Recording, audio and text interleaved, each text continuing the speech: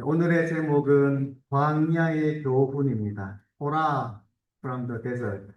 토라라는 말은 그 율법이라는 말입니다. 율법, 십계명을 비롯한 율법을 토라라고 합니다. 그런데 성경의 율법이라 그러면 좀 딱딱하죠. 뭔가 우리가 지켜야 되는 그런 느낌이 강합니다. 율법. 그런데 토라라는 그 말의 원래 뜻이 교훈입니다. 가르침.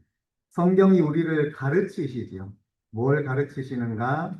하나님에 대해서 가르쳐 주시고 또 우리 인간은 하나님 앞에 어떤 존재인지 우리가 배워야 되지 않겠습니까? 그런 것은 하나님께서 알려주셔야만 하기 때문에 우리가 배워야 합니다. 하나님이 그것을 가르쳐 주시고 우리가 어떻게 하나님 앞에 올바르게 살 수 있을 것인지 그와 같은 가르침이 우리에게 꼭 필요합니다. 그것이 토라인데 특별히 광야를 통해서 우리에게 주시는 귀한 교훈의 말씀이 있습니다. 오늘 읽은 히브리서는 예수님 믿는 성도들 가운데 특별히 구약 성경을 좀 안다는 분들을 위해서 쓰여진 책이 되겠습니다. 사실 예수님만 알아도 되지요. 처음에 예수님에 대한 소식이 세상에 전해질 때에는 사람들이 전혀 모르다가 예수님은 알고 예수님의 사랑과 그분의 십자가의 희생과 그분의 부활을 알고 하나님의 자녀가 되죠. 사실 그것이 제일 중요하고 충분합니다. 그렇지만 또 구약 그 이전에 있는 배경의 모든 스토리를 알면 훨씬 예수님에 대해서 풍부하게 잘 알 수 있지요. 그래서 우리가 구약 성경의 말씀을 또 좋아하고 읽는데 특별히 오늘은 구약 성경에 있는 광야에 대한 말씀을 통해서 신약 예수님에 대한 귀한 교훈을 얻기를 바랍니다. 오늘 7절의 말씀 한번 보실까요? 7절 그러므로 성령이 이르신 바와 같이 오늘 너희가 그의 음성을 듣거든. 자, 여기에서 지금 배경으로 주시는 말씀이 광야입니다. 우리가 몇 주 동안 봤던 민수기 그 말씀 생각하시면 되겠습니다. 이스라엘 자손이 애굽에서 나와서 가나안 땅에 들어가기까지 40년을 광야에서 여행했습니다. 광야를 돌아다니면서 하나님의 인도하심을 받고 훈련했지요. 그 세월입니다. 지금으로부터 말하면 뭐 3천 몇백 년 전 까마득한 옛날이 되고 지금 이 히브리서가 쓰여진 예수님 그 당시로 봐서도 뭐 1000년 이상 옛날입니다. 그 옛날인데 하나님께서는 오늘이라고 우리에게 기억을 상기시키십니다. 오늘 하나님께는 사실 모든 것이 오늘입니다. 우리 인간은 시간 속에 살기 때문에 과거는 그냥 기억 속에 있죠. 우리들의 어린 시절은 기억 속에 있습니다. 지금 현실에는 없지요. 그리고 우리들의 미래도 마찬가지입니다. 그저 오늘만이 우리 인간에게 있는데, 그러나 하나님은 영원하시기 때문에 모든 과거도 하나님의 눈앞에 오늘이고, 미래도 그렇습니다. 하나님 앞에서는 이 모든 광야의 세월, 모세가 백성들 이끌고 십계명 주시고 또 성막을 주시고 하는 그 광야 그 세월이 하나님 앞에서는 오늘입니다. 영원하신 하나님께는 그것이 우리가 이해할 수 없는 신비지요. 오늘 우리들의 과거도 마찬가지입니다. 우리들이 어떤 과거를 거쳐서 오늘 이르렀던 그 과거가 우리들을 만들어 왔는데 우리들에게는 그것이 좋은 기억이든 아픈 기억이든 지나간 과거예요. 그러니 과거가 우리를 지나치게 구속해서는 안 되겠습니다. 하나님께는 그 모든 것이 오늘 주님 앞에 살아있지요. 그래서 이 모든 것을 아시는 주님께서 지금 오늘 우리들과 함께 하시는 것입니다. 그러니 우리들에게 어떤 아픈 과거, 안 좋은 과거가 있었어도 그것을 우리들은 한탄하고 염려할지 몰라도 하나님께는 그것마저도 우리들을 지금 만들어 주시는 그 과정이 되겠습니다. 우리의 미래도 마찬가지입니다. 우리가 앞으로 어떤 삶을 살지, 얼마나 살지 우리는 모릅니다. 인간은 그것을 모르는 존재예요. 그러나 하나님 앞에는 그것도 오늘입니다. 그러니 하나님께서 이 모든 것을 지금 현재 어루만지시는 그 손길을 생각하면 우리들도 주님 안에서 이 과거로 시간 여행할 수 있겠습니다. 그래서 이 시간에 우리가 저 먼 옛날 광야에서 이스라엘 자손이 하나님과 함께 지냈던 그 세월로 한번 상상 속에서 가보시면 좋겠습니다. 오늘 그래서 우리들이 그 과거의 말씀을 통해서 오늘 주시는 음성을 들어보기 바랍니다. 8절의 말씀입니다. 광야에서 시험하던 날에 자, 지금 그 민수기 그때 나오는 광야 40년 세월을 말씀하시는 거거든요. 이집트에서 막 나왔고 아직 가나안 땅에 들어가지 않은 광야에서 훈련받는 그 세월인데 그것을 시험하시던 날이라고 부르십니다. 하나님께서 뭔가 테스트 하신다는 그런 느낌이 듭니다. 40년 동안 하나님께서 주님의 백성들을 인도하시고 먹이시고 입히시고 하셨는데, 그러면 그것이 하나님의 일종의 테스트였던가, 그런 느낌이 들 수 있습니다. 그런데 하나님께서 우리를 뭔가 테스트 하신다, 시험하신다 하면 좀 마음에 부담감이 있지요. 우리들이 늘 하나님의 그런 테스트 앞에 있는가, 그렇게 하면은 좀 마음이 좀 무거울 수 있습니다. 그런데 정작 그 민수기나 구약의 말씀 보면 하나님께서 뭘 하셨습니까? 다른 것 아닙니다. 그냥 주님의 백성들을 늘 인도하시고 매일매일 먹을 것 주시고 마실 물 주시고 그걸 하시는 것입니다. 그런데 그 백성들이 자기들이 그 시험에 들고 의심하고 불평하고 그랬던 거거든요. 근데 결국은 시험 받은 게 맞기는 합니다. 결국은 그것이 테스트가 된 것은 맞는데 그러나 하나님께서 어디 이 백성들 말 잘 듣나 안 듣나 한번 보자. 그런 느낌이 아니고 하나님은 그저 그분이 하시는 일을 하는 겁니다. 우리의 주님으로서, 우리의 아버지로서 우리에게 필요한 양식 주시고, 우리들의 기도 들어주시고, 그때도 그렇고 지금도 그렇게 하시는 거예요. 하나님께서 늘 우리에게 해 주시는 일입니다. 그런데 자녀인 우리들이 간혹 가다가 어떻게 합니까? 의심도 하고, 불평도 하고, 걱정도 하고, 그게 우리들에게 테스트가 되는 거죠.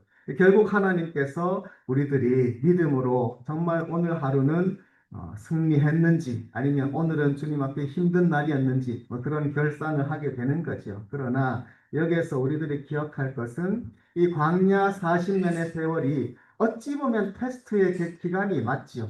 그래서 하나님께서 그 백성들을 믿음으로 잘 살 수 있는 생활로 습관으로 이렇게 바꾸기 위해서 마련하신 시간이고 시험하시는 기간이 되었는데 그러나 그렇게 된 이유는 그 백성들이 정작 거역했기 때문에 마음을 완고하게 했기 때문에 그런 테스트라는 결과가 나온 것입니다.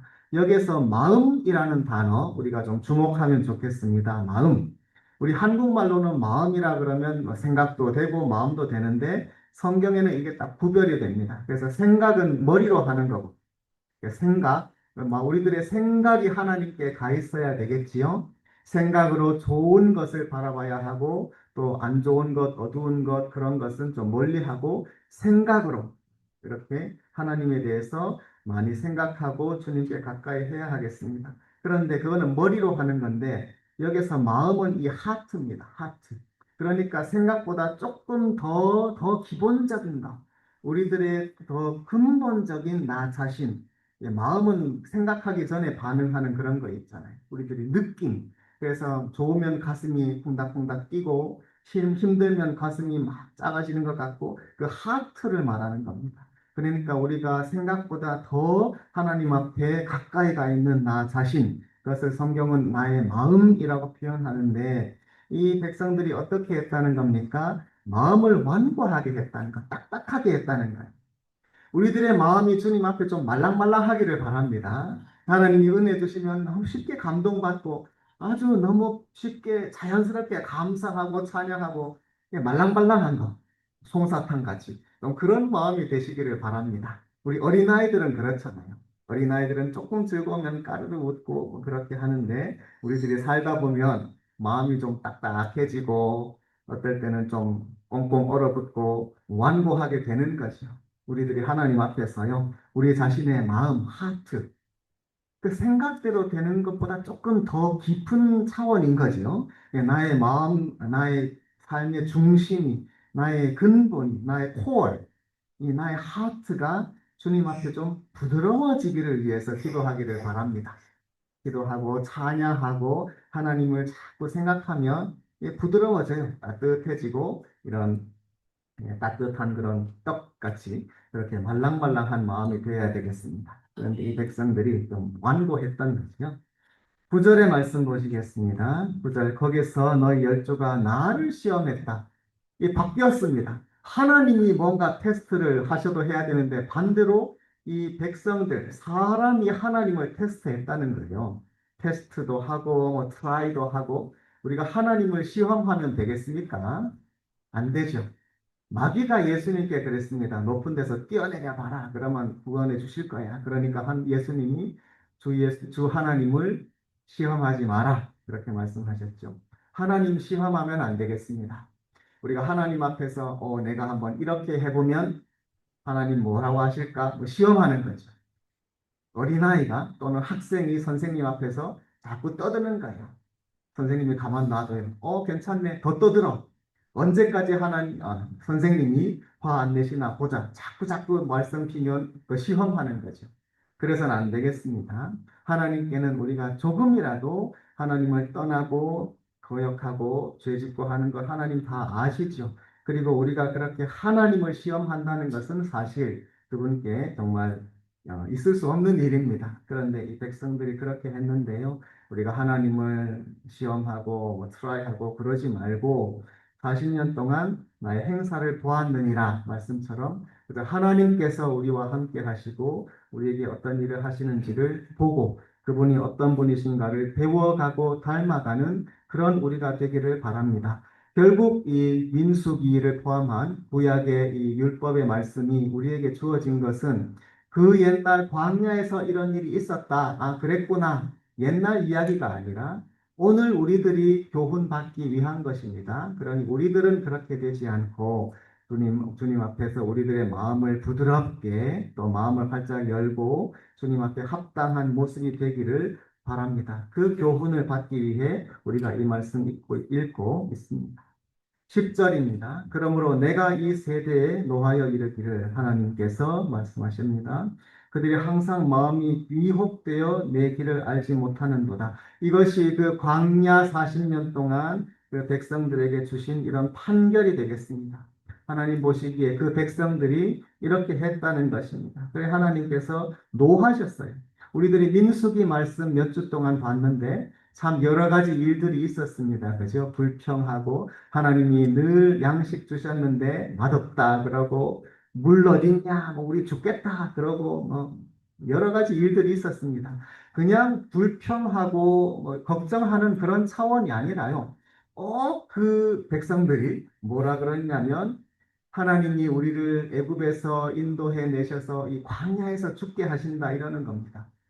말도 안 되는 소리잖아요. 어떻게 하나님께서 자기 백성들을 구원하시고 종살이에서 자유를 주셨는데 그 하나님이 왜 굳이 그렇게 해서 광야에서 죽이려고 그렇게 하셨단 말입니까? 말도 안 되는 얘기인데 그렇게 하나님을 노하게 했습니다. 하나님의 이름을 더럽힌 것이고 그야말로 하나님 시험한 것입니다.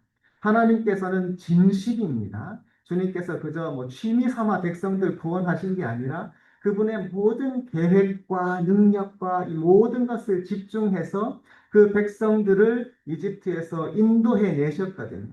홍해를 가르시고 광야로 인도하시고 먹을 것과 물을 주시고 하나님은 진심을 다 쏟아부어서 백성들에게 다 부어 주셨는데 백성들은 반응하는 게 그랬다는 것이죠. 하나님 우리 죽이려고 이렇게 데리고 오셨다. 하나님께서 사실 얼마나 노하시겠습니까?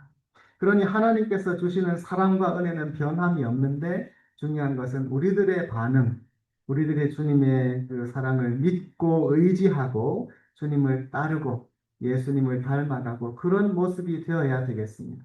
그렇지 않으면 하나님의 이름을 더럽히는 것입니다. 주님께서 우리에게 베푸신 그 모든 은혜를 우리들이 얕보고 짓밟는 것입니다. 그것이 하나님 시험하는 것이죠. 그래서 이 백성들은 그와 같은 일을 했다는 것입니다. 11절입니다. 내가 노하여 맹세한 바와 같이 그들은 내 안식에 들어오지 못하리라. 이런 말씀을 하신 적이 있습니다. 실제로 그 광야 그 세대는 그 광야에서 다 돌아가시고 그 자손들이 가나안에 들어가게 되지요. 안식에 들어오지 못했다 하는 말씀 우리가 주목하면 좋겠습니다. 그렇게 백성들이 하나님께 거역하고 믿지 않고 불평 원망했더니 그런 하나님의 안식에 들어가지 못했다. 안식이라는 말 여러분 잘 아시죠? 하나님 6일 동안 이 세상 창조하시고 7일째에 안식하셨습니다. 하나님이 뭐 쉼이 필요해서가 아니라 온 백성들이 하나님과 함께하는 시간 주시기 위해서 안식을 주시는 것이죠. 우리들도 마찬가지입니다. 우리들도 지금 이 땅에서의 신앙생활을 광야에 비유하지요. 좀 실감이 가시나요? 이 땅에서 어려움이 있고 고난이 있을 때, 광야 같은 우리 신앙생활 그렇게 표현을 하는데 참 맞는 말입니다. 광야는 물도 없고 풀도 없고 그야말로 마른 땅, 뭐 전갈 있고 뱀 있고 그런 광야 같은 삶을 우리가 살고 있구나 그런 느낌이 드실 때가 있으실 것입니다. 쉽지 않지요.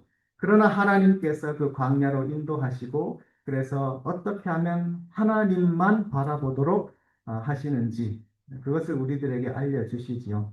그래서 이 땅을 의지하지 않고 오직 하나님만 믿고 바라보고 사는 그런 삶을 훈련시키시는데 그 광야의 삶의 끝에는 하나님과 함께하는 안식이 있는 것입니다. 이건 그냥 쉰다는 그런 의미도 중요하지만 무엇보다 하나님과 완전히 함께한다. 주님과 함께하는 삶, 그분과의 안식, 그분과의 영광, 하나님과 함께하는 영생으로 들어가는 것입니다. 그것이 우리 모든 삶의 목적이고 의미입니다. 그 안식을 더욱더 아름답게 하기 위해서 우리들의 이 광야의 삶이 있습니다. 저와 여러분이 우리 각자의 인생 가운데 여러 지점에 있지만, 나의 지금 삶이 광야 같구나.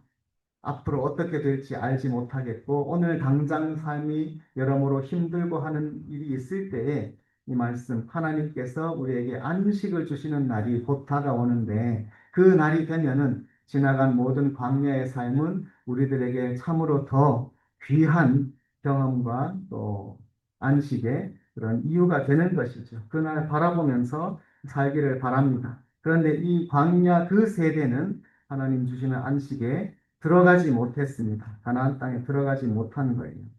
12절의 말씀입니다. 형제들아 너희는 삼가 너희 중에 혹시 믿지 않는 악한 마음. 좀 굉장히 엄중한 그런 표현이지 않습니까? 믿지 않는 악한 마음. 그래서 살아계신 하나님께 떨어질까 조심하라. 굉장히 엄중한 말씀이지요. 이런 말씀은 우리가 좀 찬찬히 좀 여러 번 읽고 또 마음에 새길 필요가 있습니다. 삼가라, 조심해라. 우리가 하나님의 은혜로 구원받고 그의 자녀가 되었는데 그걸 너무 가볍게 야 하고 끝내지 말고 이것을 다시 한번 삼가서 다시 한번 주님 앞에 우리 자신을 살펴볼 일입니다. 그래서 누가 혹시라도 믿지 않는 마음 또 악한 마음 그래서 살아계신 하나님께 떠나가게 하는 그런 일이 있을까 조심하라.